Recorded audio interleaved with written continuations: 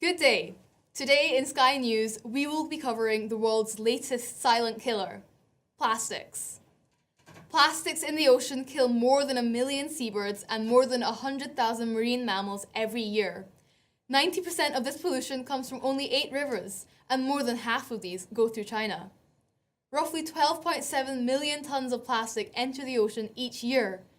9 out of 10 seabirds and more than half of all dolphin and whale species have ingested plastic. Our marine ecosystems are critically endangered. But what can we do? The topic of ocean pollution has been at the top of the environmentalist agenda for years now.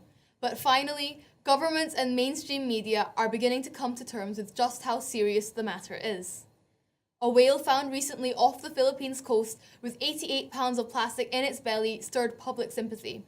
The truth behind ocean pollution and the sheer quantity of plastics pouring into our oceans is gradually gaining exposure with the public. By 2030, experts believe that there will be more plastic than fish in the ocean. Clearly, plastics are filtering into every major water body, choking and entangling turtles and seabirds and endangering our wildlife. They are entering every level of the food chain and even ending up in the seafood on our plates.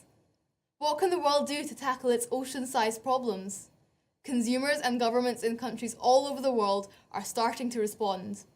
Campaigns, petitions, charges for using plastic, and in some cases, total bans have brought the issue of plastic control and ocean pollution into political agendas, and governments are beginning to actively work to reduce plastic consumption. Michael Gove, the Environment Secretary, has announced a new resources and waste strategy which aims to curb plastic pollution. But will this be enough?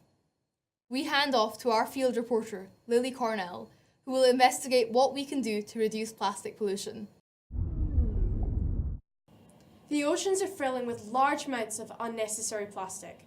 For example, this orange comes with its own natural packaging, so it would seem odd that the supermarket would decide to peel it, cover it in extra plastic, and charge the consumer extra for the container. Recently, there's been a backlash against this kind of excessive packaging. Consumers have petitioned supermarkets to use paper instead of plastic wrappers. Social media groups are campaigning for change. The growth in organic vegetable boxes and the return of old-fashioned milk bottles show that consumers who can afford it do care. Other groups have put pressure on coffee companies to stop using disposable cups. Coffee shops such as Costa and Starbucks now offer reductions to customers who bring reusable cups.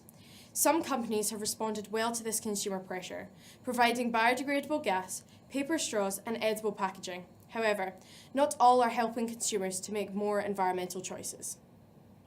The oceans are filling with large amounts of unnecessary plastic. For example, this orange comes with its own natural packaging, so it would seem odd that the supermarket would decide to peel it, cover it in extra plastic, and charge the consumer extra for the container. Thank you, Lily. So we can see from that report that consumers, businesses, and governments have begun to address this issue. But is it too little, too late? Joining us now to discuss what impact these measures will have is environmental expert Nina Groden, who recently published a book on plastics in the ocean. Welcome. So in Lily's report, we saw some interesting examples of consumers trying to cut down or recycle plastics. Is this enough in your opinion? Well, it's a start, but really? Well, excuse the pun, but it's a drop in the ocean. This year alone, 5 trillion plastic bags will be consumed, and that's 160,000 a second. So we need to act much faster and at government level. It's complicated and expensive to recycle plastic bags, and even bottles can only be recycled 7 to 9 times. Many plastic wrappers can't even be recycled at all. So what more should we be doing? It is important that we all play our individual part in recycling and reusing. However, given how serious this problem is and how plastic pollution doesn't respect the national borders, I believe governments need to be acting globally. Kenya isn't the only country to have banned disposable plastic bags. Rwanda, South Africa, Congo, China, and Italy have all done so.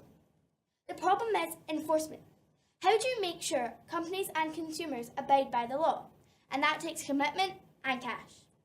What about the danger of microplastics we keep hearing about? Why are they particularly dangerous? Well, research is still being carried out, but the threat is that these tiny plastics could be absorbed into the tissue of fish and sea mammals. We don't know yet what harm they could do to humans when they enter our food chain.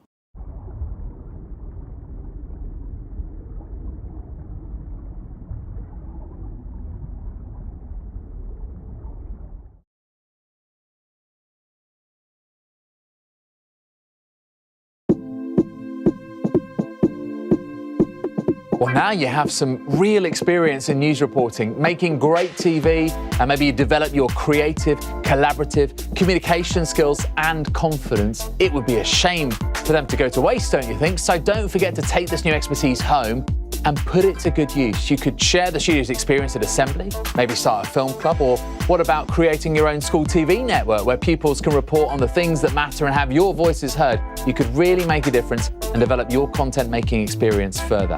Who knows, one day we might see you back here at Sky as a presenter or an editor, a cameraman, maybe even a journalist exploring and researching the biggest news stories around the world. Don't forget to ask your teachers to help you share your ideas. Thanks for coming to Sky Academy Studios. Use your imagination and have fun.